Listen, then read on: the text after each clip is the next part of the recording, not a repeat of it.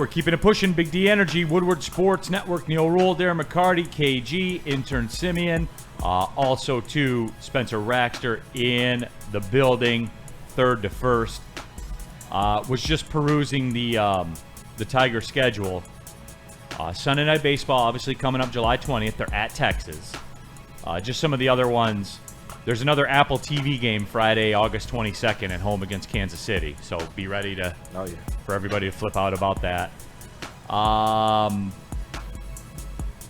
Game at the Yankees, September 10th. Ooh. On MLB Network and Amazon Prime Video. Look at Tigers getting primetime games. People are going to be angry about that as well. Which, wow, is this true? Tickets as low as $11 at Yankee Stadium? I can believe it. Wow. Yeah, they're over it. Their fans are off board. There's no doubt. Okay, let's get into it. Z-Mac Cash, as the streets call him now, Zach McKinstry, Z-Mac is Z-Mac Cash and G-Mac Cash to do a song. I'll say this. I got a question. McKinstry hit again. Yeah, McKinstry hit again. Can I ask a question that just popped in my head literally just now? You see the numbers there. 290 batting average, 361, 456 the splits. 5 home runs, 10 stolen bases. 12th in the American League in WAR. What's 130 WRC plus? That's the WAR. It's 24th best WAR in the WRC plus. It's like doesn't it factor in like, it's like runs created? It's above average, and 100 is the league average. Yeah, weighted runs created above average. It puts a lot of weight on your OPS heavy stats like extra base what's a hits, good number? stuff like that. That's a pretty 130. League average is around what 100, it's 100, yeah. 100. Something around 150 is like an all-star level player, or like even higher than like an upper echelon all-star has like a 150 plus. WRC plus, and then you're looking at his WAR is so high because literally the two most important things you can do for WAR for a position player is steal bases and hit triples, and he leads, or he's tied or second in the league in triples, and he's got some stolen bases. He's second in the league in triples? Yeah, he was number one for a while. Wow. Just to give you some, for instance, Barry Bonds' WRC plus for his career was 172. Yeah, that's pretty good. Like, is there one like would tell you who's leading the league right now? Yeah, it's probably Aaron Judge. What? I would assume it's Aaron Judge. Okay. But what is his? Let me check. I'd be interested to see Ohtani's. Good relation. What is going to be like 140, 160? Aaron Judge is number one with 224. Damn. And then Wow. Cal Rayleigh is second with 182. Okay. And then third place is Pete Crow Armstrong with 137. Not bad. Oh, wait. No, that's not third place. Third place is Will Smith with 177. So Z-Mac is in the top 10. Yeah, top 10.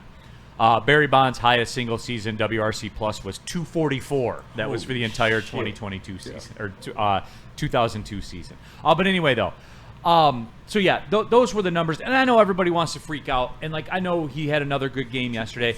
But I got a question for the room here, for all the hobby people.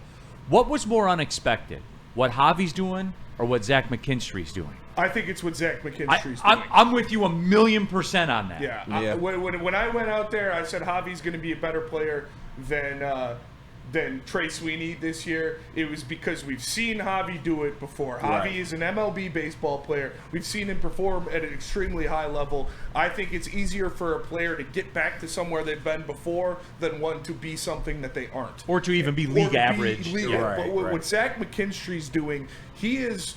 When you look at his weighted runs, when you look at his WAR, when you look at his defensive efficiency and runs saved and things like that, he is an all-star at every single position he's played so far this year. Like, whether it's the outfield, whether it's middle infield, whether it's corner infield, the guy is just absolutely nuts. He is a defensive gem. He's got the best arm on the team for a position player. Maybe Javi is the only one that could even argue him. And what he's been doing is pretty nuts this year. But he deserves to be an All-Star. But do you Look at what he did the other day at first base. Yes. First time playing, had to make a great play. Yep. Yeah. You know what I mean? But the confidence that AJ has no matter what. And I think what you see is the confidence in himself, and he's worked himself here. But it's legitimately because what are we seeing, Neil? It's the consistency. It's becoming more of the norm. Yeah, but do you Right? think that's AJ says it all the time. Like, McKinstry is making it so hard to keep him out of the lineup. Could That's that- what you want to do, so shout out to him. Could that be part of the snub, though? Because he's never done this. He's having the best year of his career ever. Like, we've seen Javi be at the top level, like Spinny said. Do you think it's the history working against him? I think it's a fact that he doesn't have an ironclad position. Yes. I think He's a that utility hurts guy. him. Yeah. Like he's a utility guy. But I would also say this too. Like, guys, Juan Soto's not on the All-Star team Yeah, this year. and that's crazy. His OPS is over 900. Yeah. He's got Seiya 21 Suzuki, home He's got runs. 72 walks. He's won 72 times. And he's got 10 stolen base. Like, Juan Soto's not on the All-Star team, which is unfathomable to me. Yeah. So at some point, dude, and when you have this where you take guys from every team and you do all that stuff, do they still mandate that or no? I can't remember if they still mandate. I don't think they don't mandate think it anymore, is. no. Yeah. Then how do the Royals get, or the Guardians get anybody on that team then? But anyway, I digress. I'm just kidding. Right. Kinda. And it's a fan vote type deal too. So more people would know Javier Baez as opposed to a Zach McKinstry. You know. That definitely plays a huge factor. Woodward Sports chat thread, WeezyD313. Detroit fans have that wandering eye on other teams, like we have some golden standard that doesn't allow people to develop. Well, WeezyD, like, there's been nothing in Zach McKinstry's. See, like, these are like the people that come at me about the Javi thing. I didn't see you talking about it when he was the worst everyday player in baseball. They say, "Oh, Neil, just wait. Right. He'll be league average at some point." Right. Like, But no wait, one was there's saying more. that. There was not. D-Mac, how does that work? Because I'm sure you played with guys. There's got to be some unilateral qualities to it. I'm sure you played with somebody that had one year that was kind of a middling guy that popped up one year and then maybe it went away. Maybe it's tough for you because you guys No, had but I those think stacked it's teams. the epitome. Look at Drapes, the year that he won the Selke, right? That he when he played with Sergey, he scored like 30 that year. You know what Yeah. I mean? See, they get the opportunity or something. Like it's a Sometimes that usage happens thing. in hockey as guys elevate or get more opportunity to play. But usually it's the same old guys. It's usually you have a spot and you have to lose it, right? Yes. So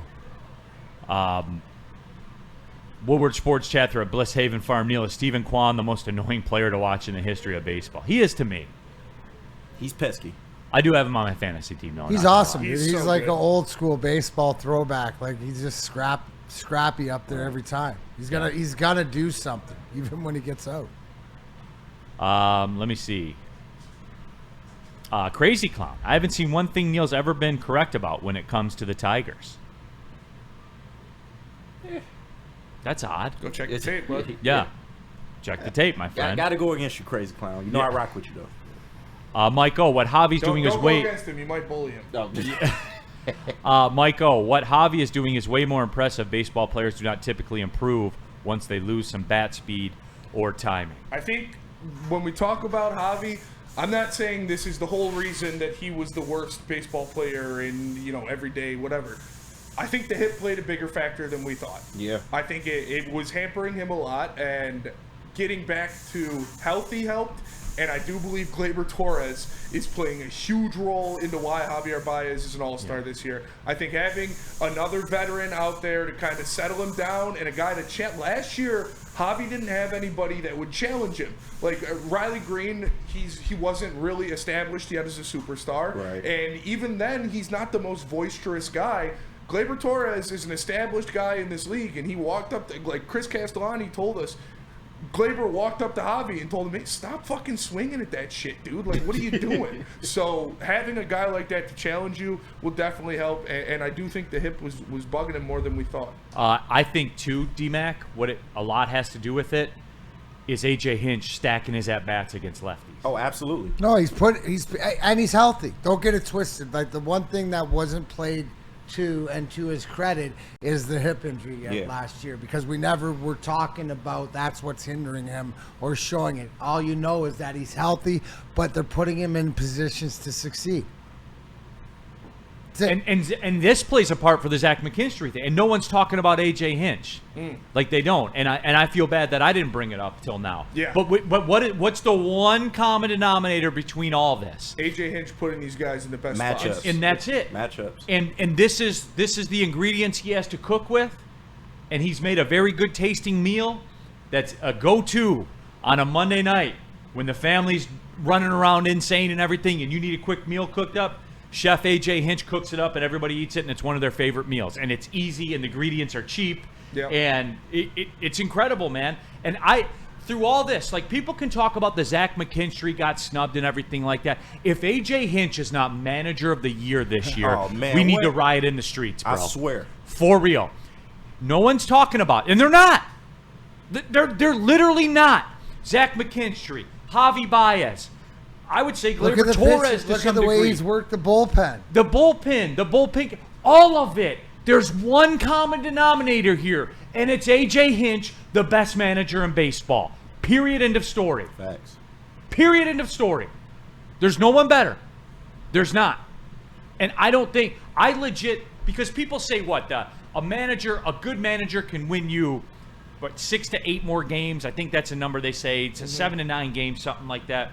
AJ Hinch is as responsible as anybody else. I 1000% believe that. He accounted for half the team's wins last year. For real. He literally accounted for Zach McKinstry running across that plate against Class A to tie the game. He pulled torque and put in McKinstry in. Yep. And he, again, another reason why McKinstry is so good is he's such a fantastic base runner.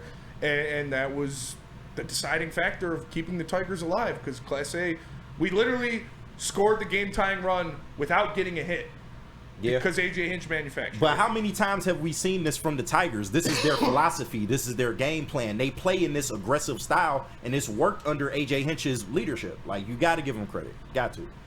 Dat boy Roy, and people still say that AJ has terrible decisions. I'll fight those people. Like, who's I saying should that? start an Instagram account where I find out who comments that AJ Hinch makes bad decisions and go fight them. Nobody's saying that. And record it. The only person people that can have a gripe is maybe Houston fans because of how everything went down. Yeah. But like besides that, who's He's saying seen it that? in Houston. We don't care about that. Right, like. Paper Chungus, Tigers got lucky to even get AJ. No, like he was For a real. distressed asset. Yes. For real. He would have never came here otherwise, I don't think. No Yeah. doubt.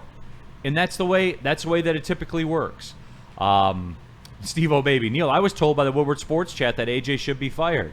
Well, that was a certain somebody that I was on the desk with that I advised against doing that, but Yes. Daryl, Detroit's about to be 0 for 3 and coach the manager. No, he'll be manager of the He's year. going to be manager of the He year this better. year. No doubt. Do we got lines on So it? Caesars doesn't. Okay. I found him on another sports book. Okay. Minus 3,000 for He's manager of the year. undoubtedly going to be manager. Man, that's up in Tigers to win the division He territory. should right? have. I'll say that's a lock. I'll say AJ Hinch manager of the year is a lock. wow. Could we parlay those with Tigers winning the I division would parlay. and It's get only 3 minus cents 3,000. and get 3 cents on the dollar? What Right. is AJ Hinch to win, man? Minus 3,000. Oh, so he's the top. 1 in 30. So candidate, yeah. so he's literally 3 cents on the dollar. Is that Again, better than a? is it you better than still a buy a savings better war bond? Right. Hey, Maz, do you get war bonds for 3 cents on the dollar? Absolutely. He's got to be. He's got to be. Two birds, both stone. Brad Osmus was a fine local manager. Yeah, come on. He was not, as a matter of fact. Right, come on. He was not. No, but we're gonna get into the trade deadline stuff though, and it's just we'll get into that because we got a couple days to get into that stuff. Like we're warming up the engines. I on do that. want to see like what you thinking for trade deadline because I know you want them to go get something. I know that. No, here's what I want. I don't have a name, and I don't have this long laundry list of my fantasy league names and stuff like that. You know what? All I want them to do, go do good team shit at the deadline. What do good teams do? Get good players. They get a reliever, right? They Yep. get some kind of high leverage reliever. Yep. They get a hot bat. They get a hot bat, maybe. Yeah.